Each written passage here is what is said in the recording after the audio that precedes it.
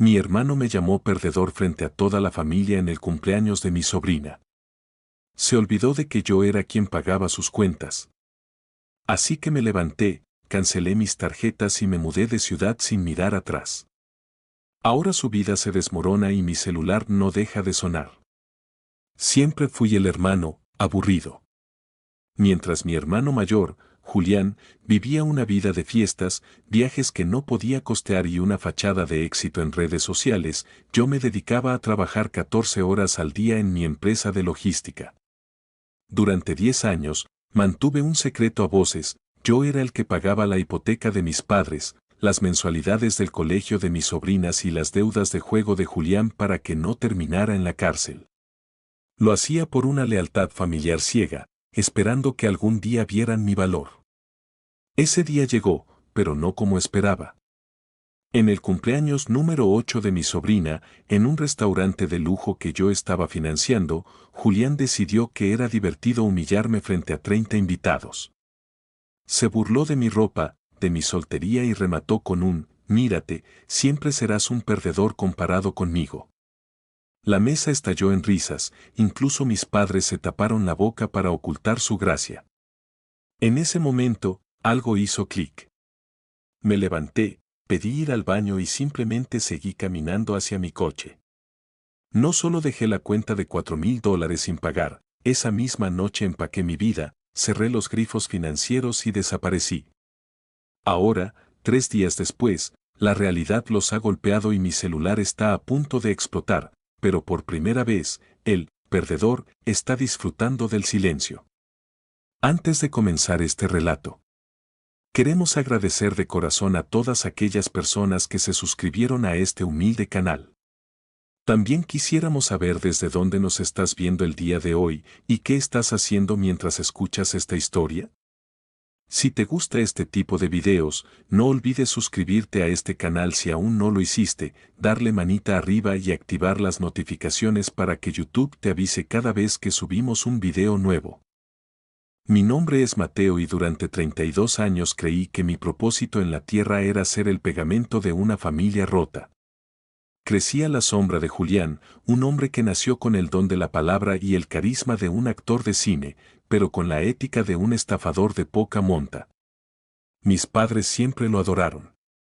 Él era el brillante, el que traía anécdotas emocionantes, mientras yo era el niño que traía buenas notas y silencio. Cuando nuestra familia atravesó crisis económicas graves hace una década, yo ya había levantado mi pequeño negocio. Sin decir nada, empecé a cubrir los huecos. Primero fue la factura de la luz, luego el tratamiento médico de mi madre, y finalmente, la vida entera de mi hermano. Julián se casó con una mujer que amaba el lujo tanto como él, tuvo 2 hijas y se mudó a una casa que solo podía permitirse en sus sueños. Yo pagaba la diferencia cada mes. Lo hacía a través de transferencias discretas, bajo la premisa de que éramos un equipo. La dinámica era perversa.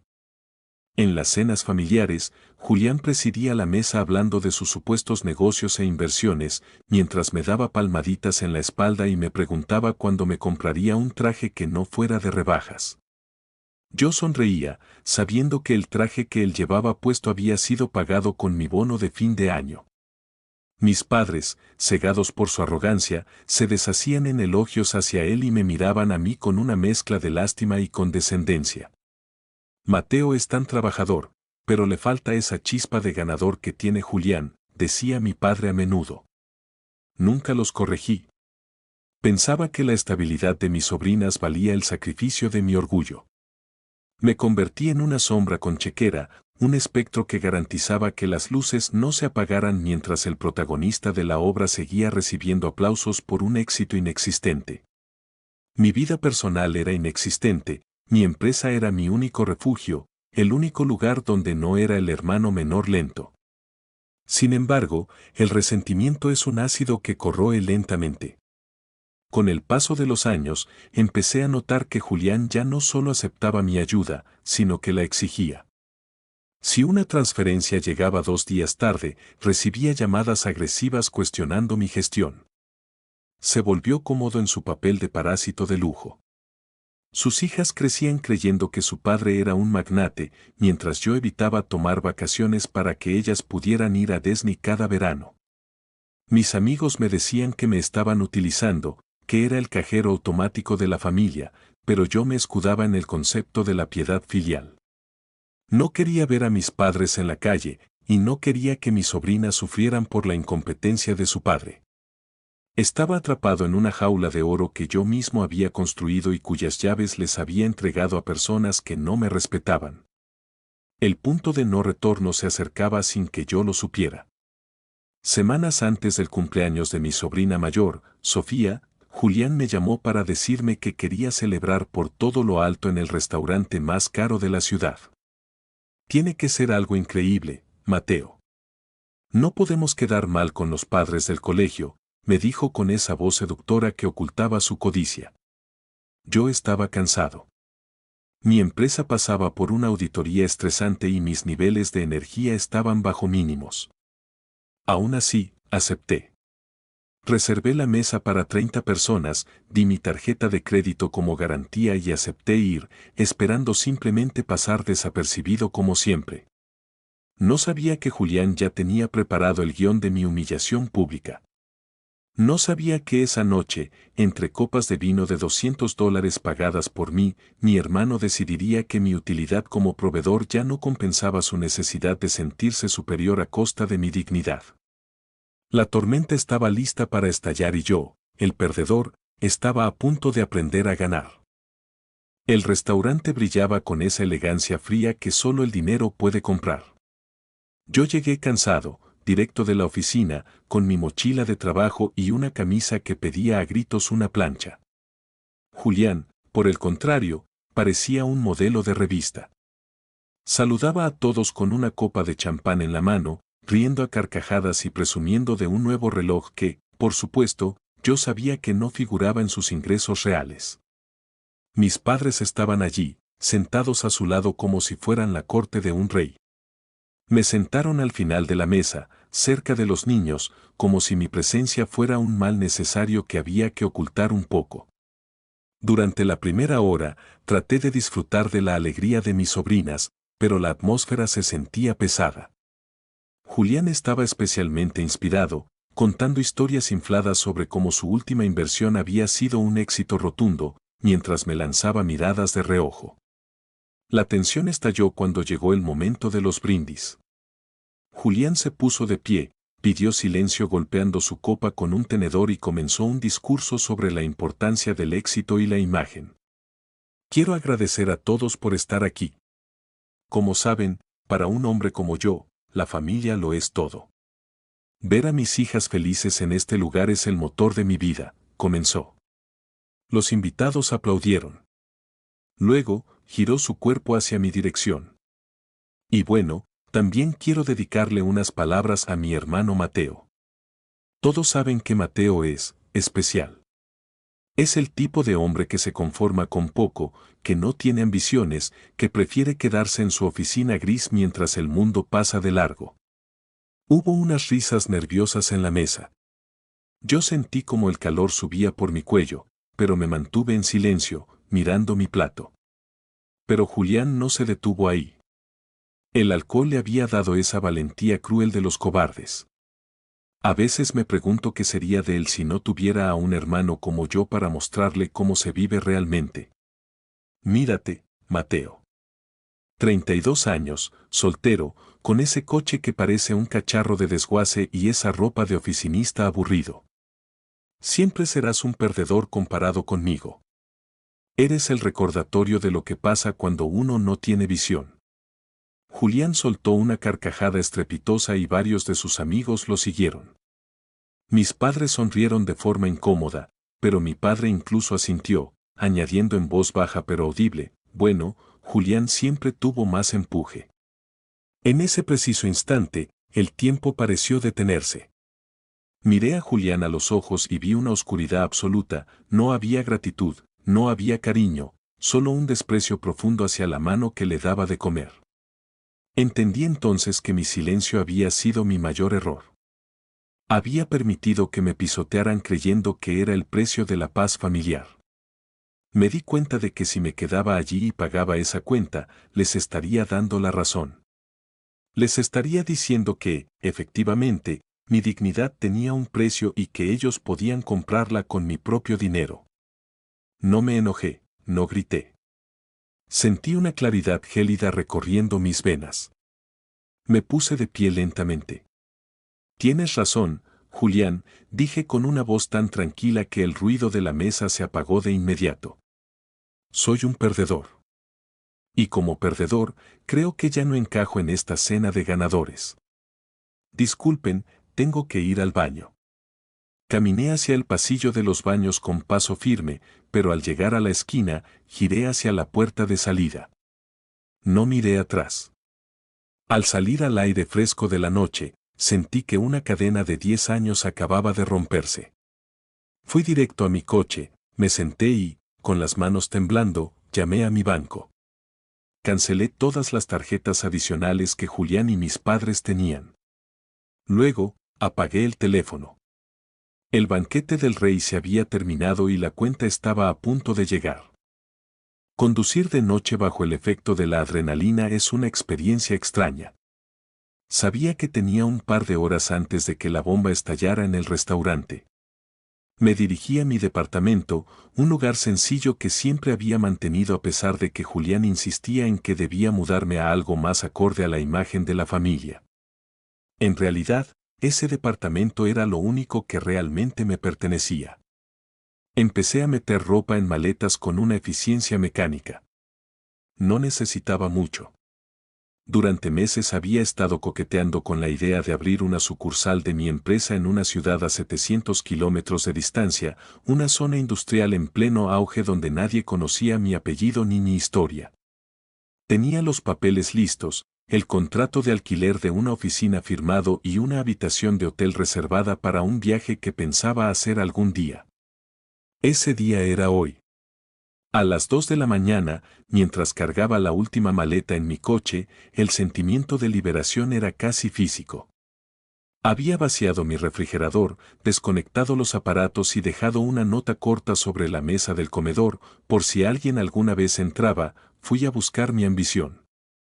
No me busquen. Sabía que Julián intentaría pagar la cuenta del restaurante, probablemente de unos $4.500 con el champán premium que pidió, y se encontraría con que la tarjeta estaba bloqueada. Sabía que mis padres, al intentar pagar su propia casa el próximo mes, verían que el pago automático había sido cancelado. Sabía que el colegio de mis sobrinas enviaría un aviso de impago. Era una crueldad necesaria.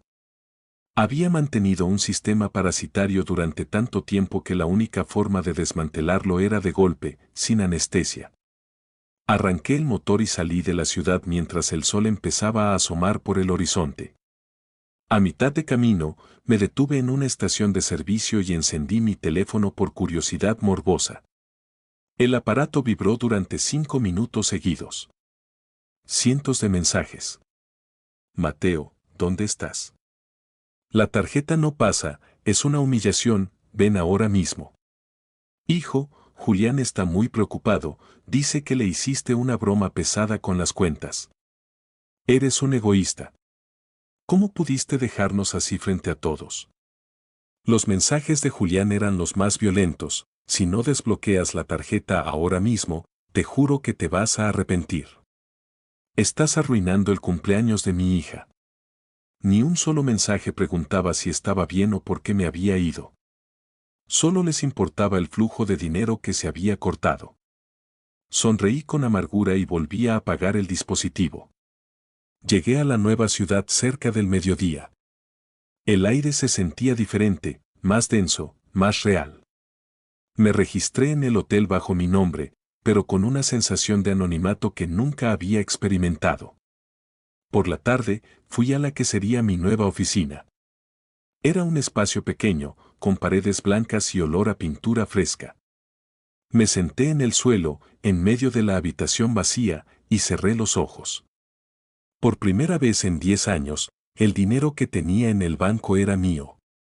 No había hipotecas ajenas, no había deudas de juego, no había vestidos de diseñador para una cuñada que me ignoraba. Era solo yo y mi capacidad de trabajo.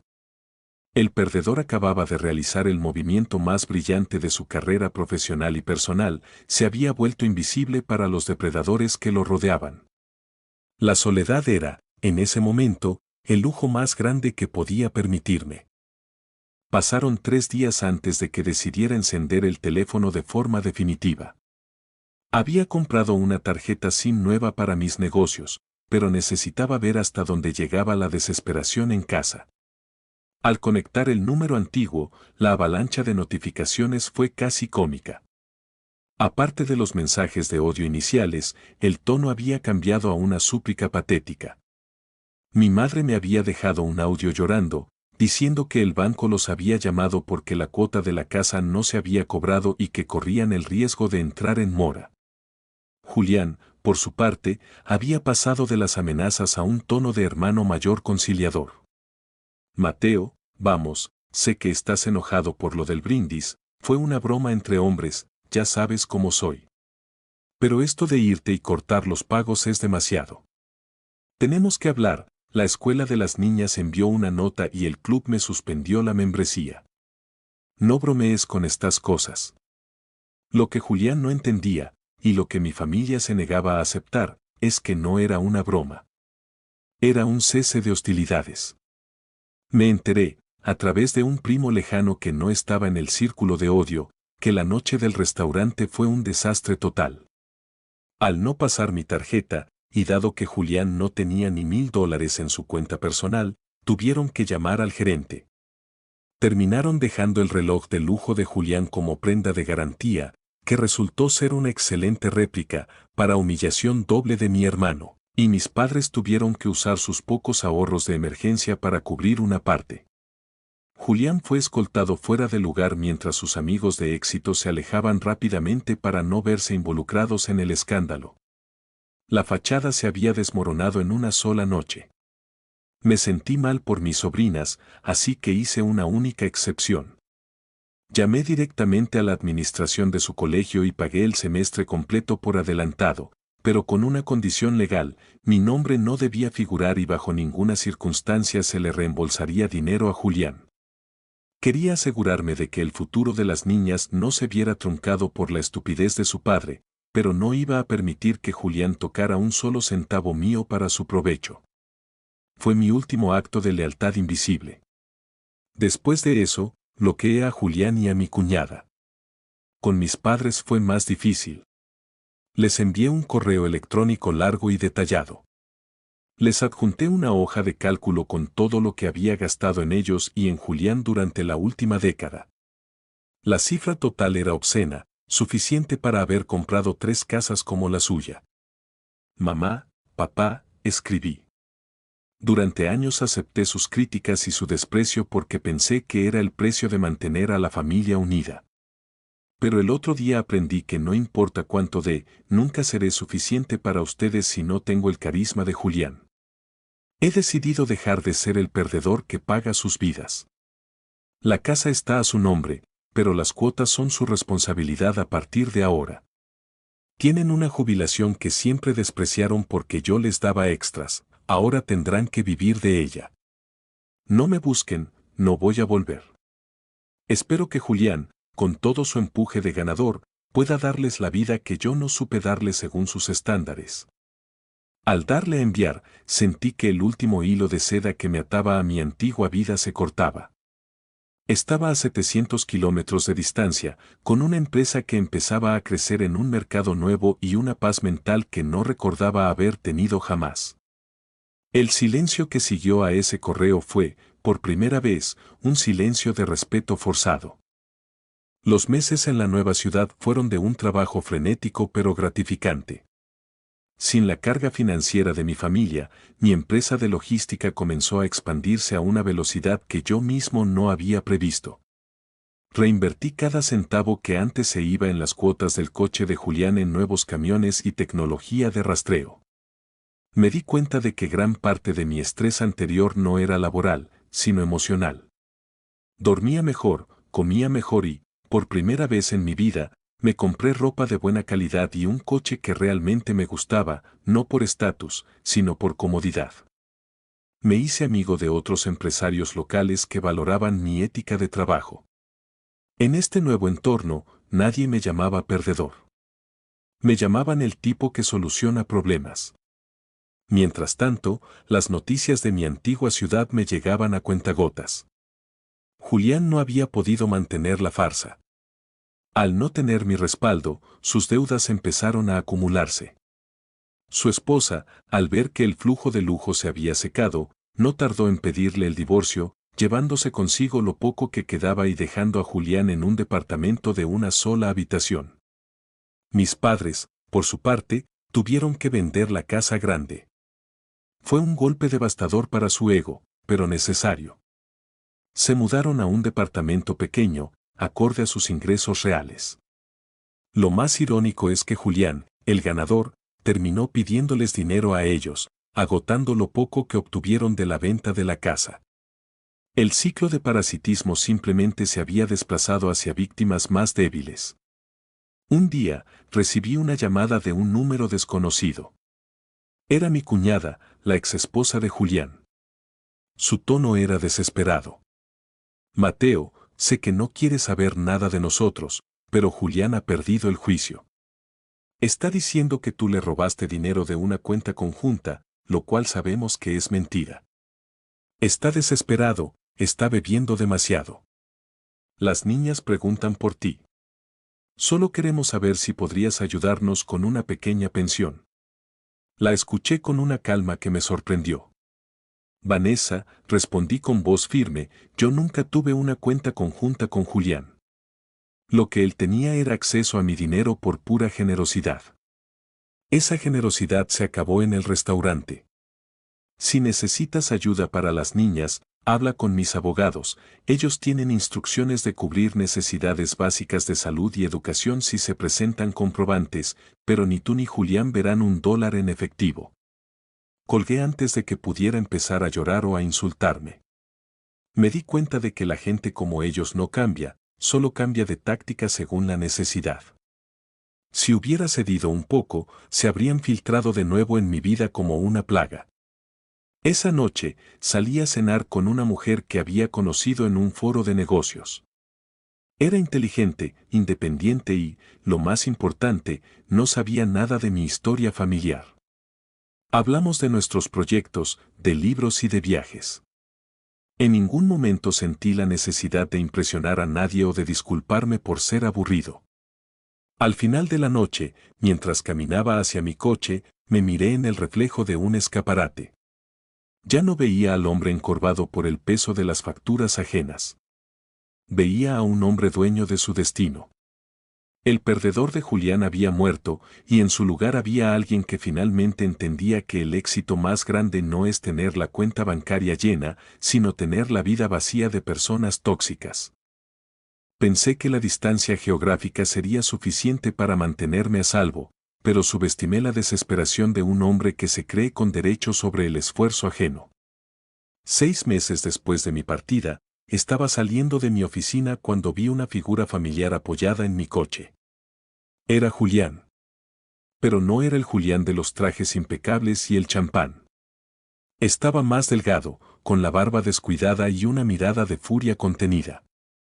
Me quedé helado por un segundo, pero luego la rabia acumulada durante años me dio una fuerza inesperada.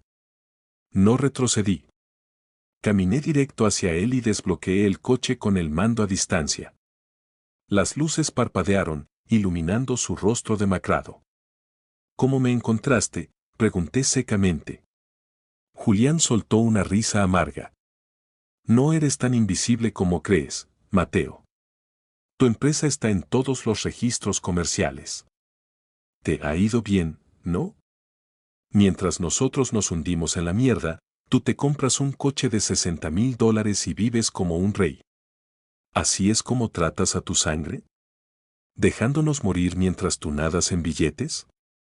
Se acercó a mí, tratando de usar esa vieja táctica de intimidación física que le funcionaba cuando éramos adolescentes. Pero yo ya no era ese niño. Me mantuve firme, mirándolo a los ojos. Nadie los dejó morir, Julián. Yo dejé de pagar tu vida de mentira. Lo que te está pasando es simplemente el resultado de tus propias decisiones. No culpes al termómetro por la fiebre. Julián estalló. Empezó a gritar en medio del estacionamiento, llamándome traidor, egoísta y, de nuevo, perdedor con suerte. Siempre fuiste un envidioso. Nos cortaste el dinero porque querías vernos humillados. Me quitaste a mi familia, a mi mujer, mi casa. Me acerqué a él, a centímetros de su cara. Yo no te quité nada. Tu mujer se fue porque nunca la amaste, solo amabas lo que mi dinero le compraba. Tu casa se fue porque nunca pagaste una sola mensualidad. Y yo no soy un envidioso, Julián.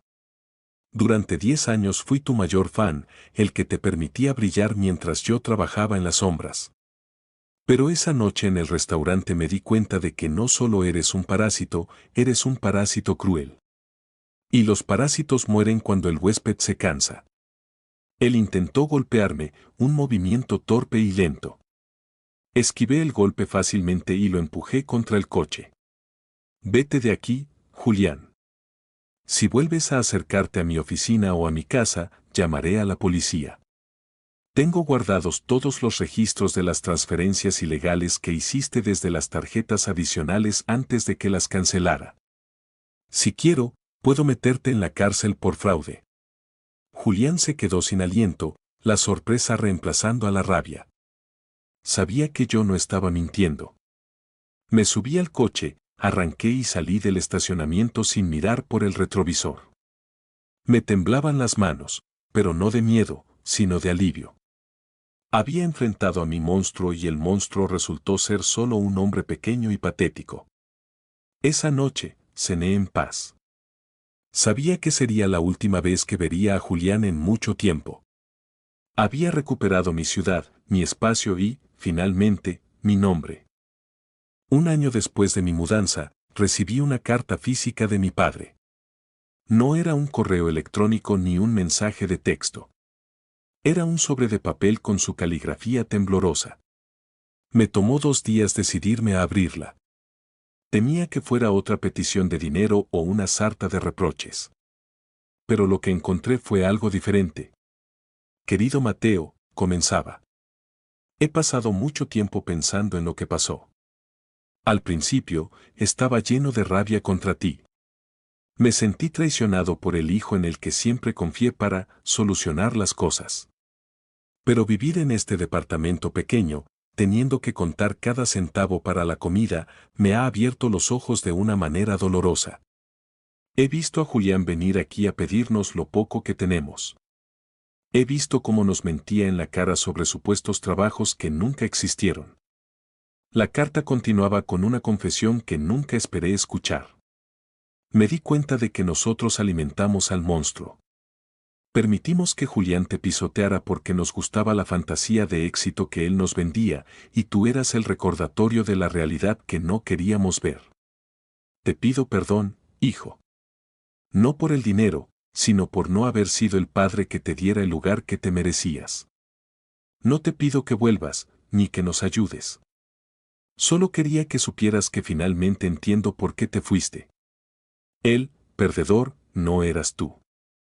Los perdedores fuimos nosotros, que perdimos al único hijo que realmente nos amó sin condiciones.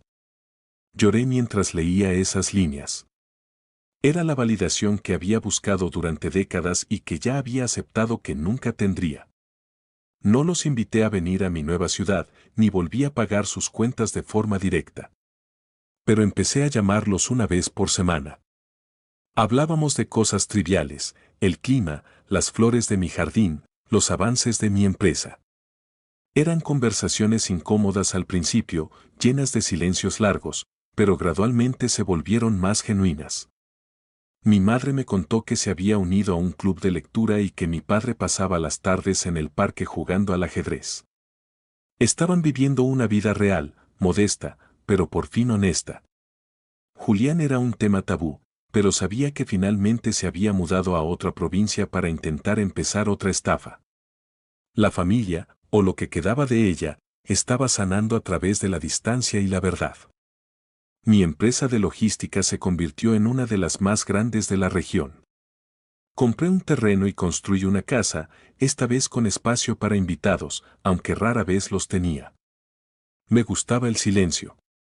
Me gustaba saber que cada ladrillo había sido pagado con un esfuerzo que ya no tenía que ocultar. A veces, por las noches, recordaba la cara de Julián en el restaurante, su risa burlona y su siempre serás un perdedor. Ahora, esa frase ya no me causaba dolor.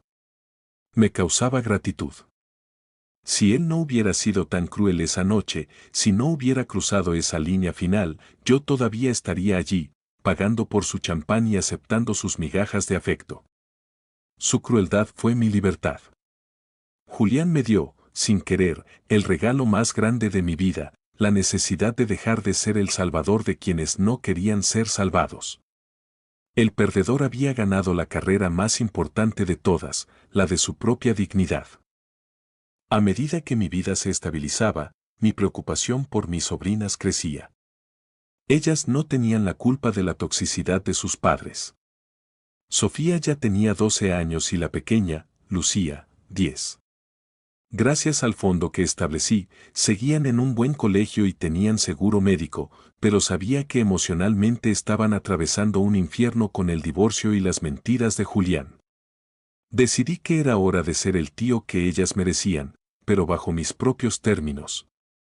Invité a Vanessa, su madre, a un café en una ciudad neutral. Fue una reunión tensa.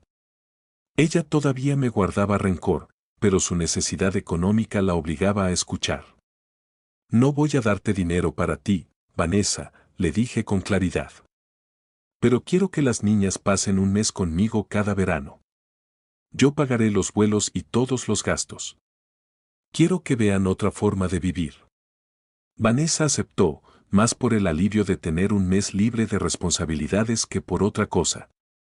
El primer verano que las niñas vinieron a mi ciudad fue un desafío.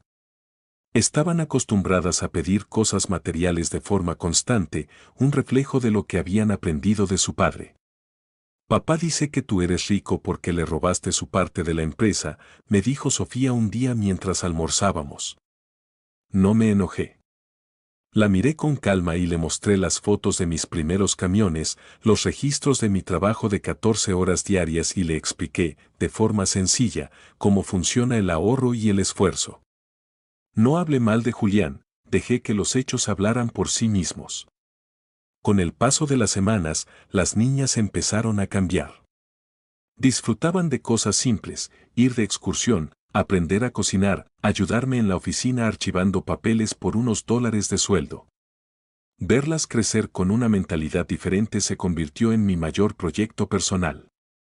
Quería romper el ciclo.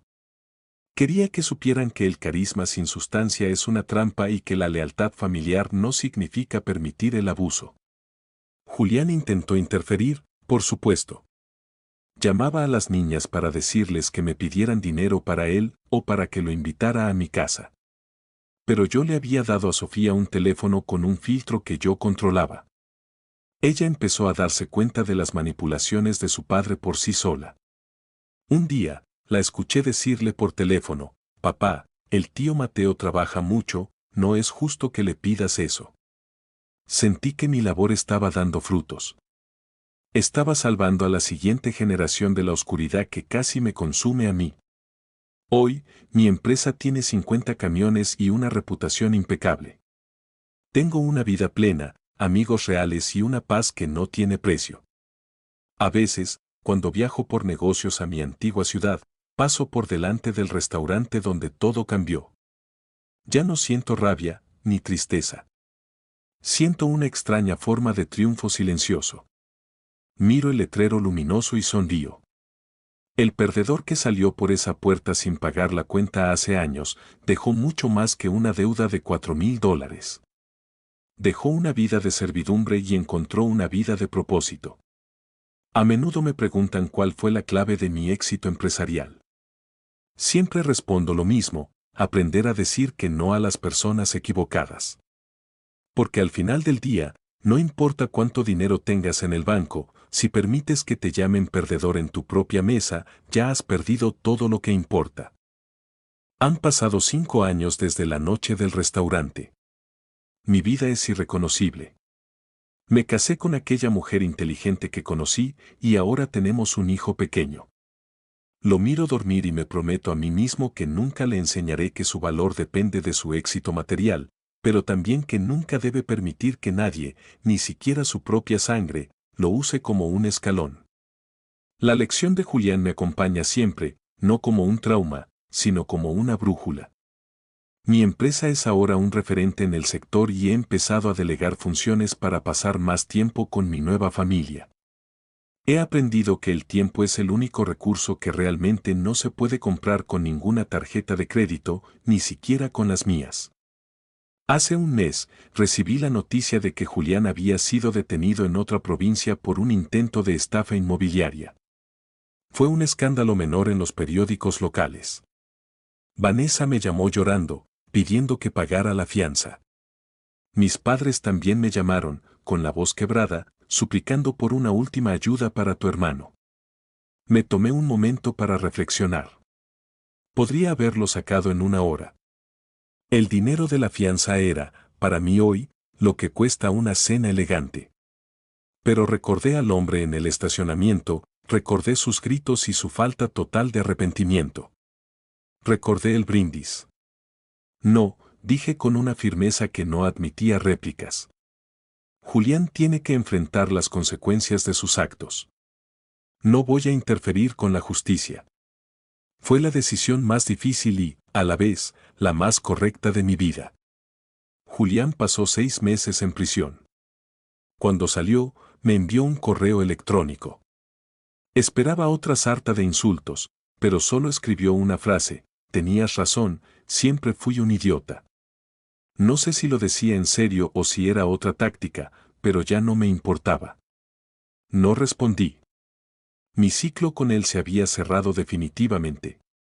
Mis sobrinas, ahora adolescentes brillantes, pasan mucho tiempo en mi casa. Son el orgullo de mi vida. Sofía está estudiando economía y quiere trabajar conmigo algún día. Ella sabe la verdad de la historia, no por mis palabras, sino por sus propias observaciones. El legado de la lealtad invisible ha sido reemplazado por un legado de mérito y respeto real. Mi familia de origen vive ahora en paz, aceptando su realidad, y aunque la relación nunca será perfecta, al menos es honesta. Anoche, celebré mi cumpleaños en un restaurante. Éramos pocos, mi esposa, mi hijo, mis sobrinas y mis padres, que viajaron para estar conmigo. El ambiente era de una alegría genuina, sin presiones ni actuaciones. Cuando llegó el momento del brindis, mi padre se puso de pie. Me miró con ojos húmedos y dijo: por Mateo, el hombre que nos enseñó que el éxito no es lo que brilla, sino lo que sostiene. Bebimos champán, un vino sencillo pero delicioso. Cuando terminó la cena, pedí la cuenta. La pagué con una sonrisa, sintiendo el peso del papel en mis manos. Ya no era una carga, era un privilegio. Al salir del restaurante, miré las estrellas y recordé aquella noche de escape. El perdedor que huyó en la oscuridad se había convertido en el hombre que caminaba bajo la luz. La deuda estaba saldada. Mi vida era, por fin, íntegramente mía.